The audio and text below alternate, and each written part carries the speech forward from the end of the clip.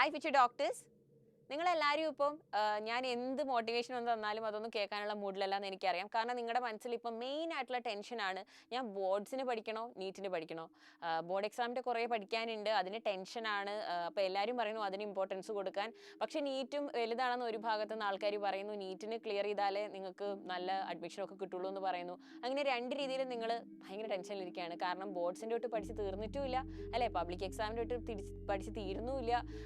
എന്നാൽ ബോർഡ്സിൻ്റെ നീറ്റ് എക്സാമിൻ്റെയും കുറേ ഇനി പെൻഡിങ് കിടക്കുന്നുണ്ട്, അതിലൊട്ടും ഫോക്കസ് ചെയ്യാൻ നിങ്ങൾക്ക് പറ്റുന്നില്ല. അപ്പോൾ വളരെ സിമ്പിളായിട്ട് നമ്മൾ കുറച്ച് കാര്യങ്ങൾ ഫസ്റ്റ് ഓഫ് ഓൾ സമാധാനത്തോടെ ഇരുന്ന് ആലോചിച്ച് തീരുമാനിച്ചിട്ടുണ്ടെങ്കിൽ നിങ്ങൾക്കിത് രണ്ടും എളുപ്പത്തിൽ മാനേജ് ചെയ്യാൻ പറ്റും. അപ്പോൾ മക്കൾ ഇനി അങ്ങോട്ട് മിസ് പറയുന്ന കാര്യങ്ങൾ ശ്രദ്ധിച്ച് കേൾക്കുക. ഒന്നാമത്തെ കാര്യം, നമുക്ക് അറിയുന്ന കാര്യമാണിത്, നീറ്റിനും നമ്മുടെ +2 ബോർഡ് എക്സാമിനും നമ്മൾ പഠിക്കുന്നത് ഒരേ സിലബസാണ്. അപ്പോൾ ഈ വർഷം നമ്മൾ സ്ട്രെസ് ചെയ്ത് പഠിച്ചത് +2 സിലബസ് ആണ്, +1 ആണ് നമുക്ക് ഇനി നോക്കാനുള്ളത്. അപ്പോൾ ഇപ്പം നമ്മൾ എന്താ ചെയ്യുക, നമ്മളിപ്പോൾ ബോർഡ് എക്സാമിന് +2 ബോർഡ് എക്സാമിന് പഠിക്കുന്ന ആ സിലബസിൽ അത് നല്ല വൃത്തിയായിട്ട് പഠിക്കുക, നല്ല ഡെപ്തിൽ പഠിക്കുക. കാരണം നമുക്ക് കൂടുതൽ ക്വസ്റ്റ്യൻസ് വരാൻ സാധ്യതയുള്ളത്, കൂടുതൽ വെയിറ്റേജ് ഉള്ള ടോപ്പിക്സ് ഇരിക്കുന്നത് +2 സിലബസിലാണ്. അത് പഠിക്കുക, നന്നായിട്ട് പഠിച്ച് ബോർഡ് എക്സാം നിങ്ങൾ നന്നായിട്ട് എഴുതുക. കാരണം അത് കഴിഞ്ഞിട്ട് ഉള്ള ദിവസങ്ങൾ നമ്മൾ എക്സ്ക്ലൂസീവായിട്ട് നമ്മുടെ നീറ്റ് പ്രിപ്പറേഷന് വേണ്ടി ഡെഡിക്കേറ്റ് ചെയ്യും. രണ്ടാമത്തെ കാര്യം, ഇതിൻ്റെ ഇടയ്ക്ക് നിങ്ങൾക്ക് സമയം കിട്ടുമ്പോൾ നിങ്ങൾക്ക് നീറ്റിന് നോക്കണം എന്ന് തോന്നുന്നുണ്ടെങ്കിൽ ഡെഫിനറ്റ്ലി നിങ്ങൾക്ക് അതിനുവേണ്ടി സമയം ഇൻവെസ്റ്റ് ചെയ്യും. അപ്പോൾ നീറ്റ് നിങ്ങൾ പ്രിപ്പയർ ചെയ്യുമ്പോൾ ചെയ്യാൻ ശ്രദ്ധിക്കേണ്ട കാര്യം, NEET syllabus is fully based on previous year questions. NEET syllabus അല്ല, നീറ്റ് എക്സാമിൻ്റെ ക്വസ്റ്റ്യൻസ് എല്ലാ വർഷങ്ങളിലും വരുന്നത് മുമ്പുള്ള വർഷങ്ങളിൽ വന്ന ക്വസ്റ്റ്യൻസ് റിപ്പീറ്റ് ചെയ്ത് പല രീതിയിൽ അതിനെ മോഡിഫൈ ചെയ്ത് റീഫ്രെയിം ചെയ്തിട്ടാണ് വരുന്നത്. അപ്പോൾ ഇനി നിങ്ങൾ അങ്ങോട്ടേക്ക് ആദ്യമായിട്ട് ചില ഭാഗങ്ങളൊക്കെ നോക്കണം എന്ന് വിചാരിക്കുന്നുണ്ടാവും. +1ൻ്റെ കുറേ പെൻഡിങ് നിങ്ങൾക്ക് ഉണ്ടാവും, അപ്പോൾ ആ സിലബസ് നിങ്ങൾക്ക് പഠിക്കണം എന്നുണ്ടാവും. അപ്പോൾ മക്കൾ എന്താ ചെയ്യേണ്ടത്, കഴിഞ്ഞ ഒരു 10 വർഷത്തെ നീറ്റ് ക്വസ്റ്റ്യൻ പേപ്പർ എടുക്കുക. ഇതും നിങ്ങൾ നിർബന്ധമായിട്ട് ചെയ്തിരിക്കണം മക്കളെ. കഴിഞ്ഞ 10 വർഷത്തെ നീറ്റ് പ്രീവിയസ് ഇയർ ക്വസ്റ്റ്യൻസ് എടുക്കുക. എന്നിട്ട് അതിനെ ബേസ് ചെയ്തിട്ട് നിങ്ങളൊന്ന് അനലൈസ് ചെയ്യുക. അതായത് ഇപ്പോൾ +1 സിലബസ് നിന്ന് ഏത് ചാപ്റ്റർ, ഇപ്പം നമ്മൾ ബോട്ടണിയുടെ ഒരു ചാപ്റ്റർ എടുക്കുകയാണ്, പ്ലാൻ കിങ്ഡം, അതെടുത്താൽ അതിൽ നിന്ന് ഏത് ചാപ്റ്ററിൽ നിന്നാണ് ഏറ്റവും കൂടുതൽ, ഏത് ഭാഗത്തു നിന്നാണ് ഏറ്റവും കൂടുതൽ റിപ്പീറ്റഡ് ക്വസ്റ്റ്യൻസ് വന്നിട്ടുള്ളത്. നമ്മൾ പ്ലാൻ കിങ്ഡം നോക്കുവാണെങ്കിൽ ആൽഗയുടെ ഭാഗത്ത് നിന്ന് ക്വസ്റ്റ്യൻസ് വരാറുണ്ട്, ടാക്സോണമിനെ കുറിച്ച് ക്വസ്റ്റ്യൻസ് ചോദിക്കാറുണ്ട്, ആൽഗയുടെ എക്സാമ്പിൾസ്, എക്കണോമിക് ഇമ്പോർട്ടൻസ്, ജിംനോസ്പേംസ്, പിന്നെ ഓൾട്ടർനേഷൻ ഓഫ് ജനറേഷൻ, ഇതൊക്കെ ക്വസ്റ്റ്യൻ ചോദിക്കുന്ന ഭാഗമാണ്. അപ്പോൾ ഓരോ ചാപ്റ്ററിലും റിപ്പീറ്റഡ് ക്വസ്റ്റ്യൻസ് വന്നിട്ടുള്ള ഭാഗങ്ങളുണ്ട്. ഓക്കെ, അത് ശ്രദ്ധിക്കുക. എന്നിട്ട് അത് നോട്ട് ചെയ്തിട്ട് അതിനെ ഫോക്കസ് ചെയ്ത് പഠിക്കുക. നമ്മൾ പ്രീവിയസ് ഇയർ ക്വസ്റ്റ്യൻസ് നോക്കിക്കഴിഞ്ഞാൽ നമുക്ക് ഓരോ ചാപ്റ്ററിനും ഏതൊക്കെ ഭാഗങ്ങളാണ് റിപ്പീറ്റ് ചെയ്ത് ചോദിക്കുന്നുള്ളതിനെ കുറിച്ച് ഐഡിയ കിട്ടും. ആൻഡ് ഏത് പാറ്റേണിലാണ് ക്വസ്റ്റ്യൻസ് വരിക എന്നുള്ള ഒരു ഐഡിയയും കിട്ടും. അത് ചെയ്യാം. ഇനി ഏതൊക്കെയാണ് ചാപ്റ്റേഴ്സ് നിങ്ങൾ ഐഡൻറ്റിഫൈ ചെയ്ത് കഴിഞ്ഞാൽ നിങ്ങൾ എന്താ ചെയ്യേണ്ടത്, ആദ്യം നമ്മൾ 10 വർഷത്തെ ക്വസ്റ്റ്യൻസ് നോക്കുന്നു. അതിനുശേഷം സിലബസിൽ ഇപ്പോൾ കുറേ മാറ്റങ്ങളൊക്കെ ഉണ്ടല്ലോ. അപ്പോൾ ലേറ്റസ്റ്റ് ആയിട്ടുള്ള കഴിഞ്ഞ ഒരു 3-4 വർഷത്തെ ക്വസ്റ്റ്യൻസ് നോക്കുമ്പോൾ, 3 വേണ്ട 5 വർഷം, 2019 മുതൽ ഇങ്ങോട്ടുള്ള ക്വസ്റ്റ്യൻ പേപ്പർ നോക്കുമ്പോൾ നമുക്ക് ക്ലിയർ ആയിട്ടൊരു ഐഡിയ കിട്ടും. ഫോർ എക്സാമ്പിൾ ഞാൻ പറയുകയാണ്, cell cycle and cell division chapter നിങ്ങൾ നോക്കുകയാണെങ്കിൽ ഇവിടെ നിന്നാണ് ക്വസ്റ്റ്യൻ വരുന്നത്. സെൽ സൈക്കിൾ ആൻഡ് സെൽ ഡിവിഷനിലെ ഏറ്റവും ഇമ്പോർട്ടൻറ്റ് ടോപ്പിക്കാണ് മിയോസിസിലെ പ്രോഫേസ് 1. എസ്പെഷ്യലി പാക്കറ്റീനും സൈഗോട്ടീനും അതിനെക്കുറിച്ചാണ് എപ്പോഴും ക്വസ്റ്റ്യൻ ചോദിക്കുന്നത്. ഇപ്പോൾ 2022, 2023, 2024 വരെ റിപ്പീറ്റഡ് ക്വസ്റ്റ്യൻസ് ഉണ്ട്. എന്താണ് റീകോമ്പിനേസ് എൻസൈം, എന്താണ് റീകോമ്പിനേഷൻ നോഡ്യൂൾ, എന്താണ് സിനാപ്സിസ്, എന്താണ് സിനാപ്റ്റോണിമൽ കോംപ്ലെക്സ്, ഖയാസ്മെറ്റ, പിന്നെ ക്രോസിംഗ് ഓവർ, എല്ലാത്തിനെയും കുറിച്ചും ക്വസ്റ്റ്യൻസ് ഉണ്ട്. പിന്നെ ഇൻ്റർഫേസിനെ കുറിച്ച് ക്വസ്റ്റ്യൻസ് ചോദിക്കാറുണ്ട്, G1, G0, അതിൻ്റെ പ്രത്യേകതകൾ, എസ് ഫേസിൻ്റെ പ്രത്യേകത, അതിനെക്കുറിച്ച് ചോദിക്കാറുണ്ട്. ആൻഡ് G2 ഫേസിനെ കുറിച്ച് ചോദിക്കാറുണ്ട്. അപ്പോൾ ഇതൊക്കെ നോക്കുക, ഇൻ്റർഫേസ് നോക്കുക, പിന്നെ മിയോസിസിലെ പ്രോഫേസ് 1 നല്ലപോലെ പഠിക്കുക. അവിടെ നിന്ന് നമുക്ക് ഈസി ആയിട്ട് സ്കോർ ചെയ്യാം. ഇനി നമ്മൾ സെക്ഷൽ റീപ്രൊഡക്ഷൻ ഇൻ ഫ്ലവറിംഗ് പ്ലാന്റ്സിലേക്ക് വരികയാണ്. അതിൽ നിങ്ങൾ നോക്കുകയാണെങ്കിൽ നീറ്റ് 2020 മുതൽ 20, 21, 22, 23, 24 വരെ റിപ്പീറ്റഡ് ക്വസ്റ്റ്യൻസ് വന്നിട്ടുള്ള ഭാഗമാണ്. അതിലെ ഒരു എന്താ പറയുക, ഹൈലൈറ്റഡ് മോസ്റ്റ് ഇമ്പോർട്ടൻറ്റ് ടോപ്പിക് എന്ന് പറയാം പോളിനേഷൻ തന്നെ. അതിൽ പിന്നെ എൻറ്റോമോഫിലി, ഇൻസെക്ട് പോളിനേഷനെ കുറിച്ച് ക്വസ്റ്റ്യൻസ് വന്നിട്ടുണ്ട്. അതേപോലെ തന്നെ പിന്നെ ഏജൻസ് ഓഫ് പോളിനേഷൻ നോക്കുമ്പം വാട്ടർ പോളിനേഷനെ കുറിച്ച്, വിൻഡ് പോളിനേഷനെ കുറിച്ച്, പ്ലാന്റ് വരുന്ന മോഡിഫിക്കേഷനെ കുറിച്ച് ലാസ്റ്റ് ഇയർ വരെ ക്വസ്റ്റ്യൻ ഉണ്ടായിരുന്നു. ഡയഗ്രാം ബേസ്ഡ് ക്വസ്റ്റ്യൻസ് വരുന്നു.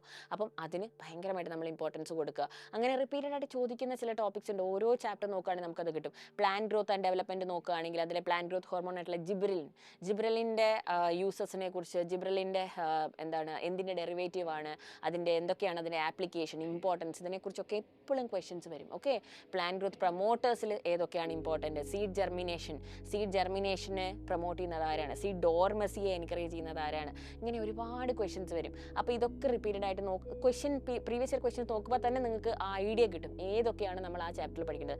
ഇതേ കാര്യം നിങ്ങൾ ഫിസിക്സിലും കെമിസ്ട്രിയിലും റിപ്പീറ്റ് ചെയ്യുക. പിന്നെ നിങ്ങൾക്കറിയാം ഇവർ പബ്ലിഷ് ചെയ്യുന്ന ആൻസർ കീയിൽ എല്ലാ വർഷവും നമ്മൾ PYQs നോക്കുമ്പോൾ ആൻസർ കീയും കൂടി നോക്കണം. ആൻസർ കീയിൽ സൊല്യൂഷൻസിൻ്റെ എക്സ്പ്ലനേഷൻസ് കൊടുത്തിട്ടുണ്ടാവും. ആ എക്സ്പ്ലനേഷൻ നല്ലപോലെ നോക്കണം, കാരണം അതിൽ നിന്ന് വരെ ഡയറക്റ്റ് ക്വസ്റ്റ്യൻസ് വന്നിട്ടുള്ള വർഷങ്ങളുണ്ട്. ഓക്കെ, അപ്പോൾ സൊല്യൂഷൻസും കൂടി നോക്കുക. NCERT നിങ്ങൾക്കിനി ഈ ക്വസ്റ്റ്യൻസ് നോക്കി നിങ്ങൾക്ക് മനസ്സിലായി ഇപ്പം എനിക്ക് പെൻഡിങ് ആയിട്ടുള്ള കുറച്ച് ചാപ്റ്റേഴ്സ് ഉണ്ട്, അതിൽ ഏറ്റവും കൂടുതൽ ക്വസ്റ്റ്യൻസ് വരുന്ന പോർഷൻസ് ഏതാണെന്ന് നിങ്ങൾക്ക് മനസ്സിലായി. അപ്പം നിങ്ങൾ അതിൽ ശ്രദ്ധിക്കേണ്ട കാര്യം എന്താണെന്ന് വെച്ചാൽ NCERT റീഡിങ്, ആ ഭാഗങ്ങൾ നമ്മൾ നല്ലപോലെ പഠിക്കുക, അതിൻ്റെ ക്വസ്റ്റ്യൻസ് നോക്കുക, NCERT വായിക്കുക. NCERT reading is must. Children highlight ചെയ്ത് important points NCERT line by line മക്കൾ വായിക്കുക. അത് വളരെ വളരെ ഇമ്പോർട്ടൻ്റ് ആണ്. ഇനി വേറൊരു സിമ്പിൾ ഇത് നിങ്ങൾക്ക് മിസ് പറയാം. NCERT കുറേ കാര്യങ്ങൾ എഴുതാതെ എഴുതിയിട്ടുണ്ടെന്ന് പറഞ്ഞാൽ, ഇപ്പം റെസ്പിറേഷൻ ഇൻ പ്ലാന്റ്സിലെ ഒരു എക്സാമ്പിൾ മിസ് പറയാം. NCERT എഴുതിയിരിക്കുന്നത് റെസ്പിറേഷനിൽ ഓക്സിജൻ്റെ റോള് ടെർമിനലാണ്. ഓക്കെ, കാരണം oxygen is the final hydrogen acceptor എന്നാണ് NCERT എഴുതിയിരിക്കുന്നത്.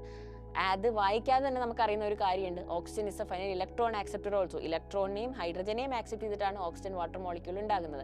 ടെർമിനൽ റോളാണ്. അങ്ങനെയുള്ള കാര്യങ്ങളൊക്കെ നമ്മളത് വായിക്കാതെ എന്താ പറയുക, റീഡ് ബിറ്റ്വീൻ ദ ലൈൻസ് എന്ന് പറയില്ലേ, അങ്ങനെ വായിക്കാതെ തന്നെ അതിൽ നമുക്ക് കിട്ടുന്ന ഒരുപാട് പോയിന്റ്സ് ഉണ്ട്.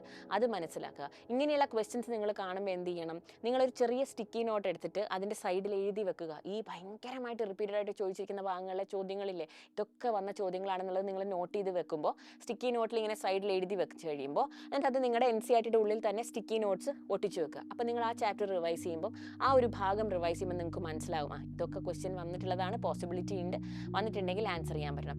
അതേപോലെ ഇമ്പോർട്ടൻ്റ് ആണ് ബയോഡൈവേഴ്സിറ്റി തന്നെ എന്താണ് കൺസർവേഷൻ, ബയോഡൈവേഴ്സിറ്റി ലോസ് ഇല്ലേ, അതിൻ്റെ കാരണങ്ങൾ 4 റീസൺസ് ഉണ്ട്. Habitat loss and fragmentation, alien സ്പീഷീസിൻ്റെ കാര്യം, പിന്നെ co extinction and co evolution അതിൻ്റെ കാര്യം.